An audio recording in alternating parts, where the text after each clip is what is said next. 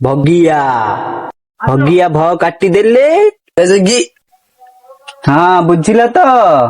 ଜେଜେ ମୁଁ ସତ କହୁଛି ତମ ବାରିରେ ମୁଁ କାଟିନି କଦଳୀ ଗଛ, ସେ ନରିଆ ବୁଢା ବାରି ତାଙ୍କ ଗଛକୁ କାଟିଛି କଦଳୀ ଗଛ। ହଇରେ ମିଛୁଆ, ମିଛ କଣ କହୁଛୁ? ହଇରେ ମିଛୁଆ, ସାର୍ ବା ମନା କରୁଥିଲେ ଗୁରୁଜନ ମାନଙ୍କୁ ମିଛ କହିବନି। ଜେଜ ମୁଁ ସତ କହିବି, ଏଇ ଅର୍ଜୁନ ତମ କଦଳୀ ଗଛକୁ କଚ କଚ କରି କାଟିଦେଲା।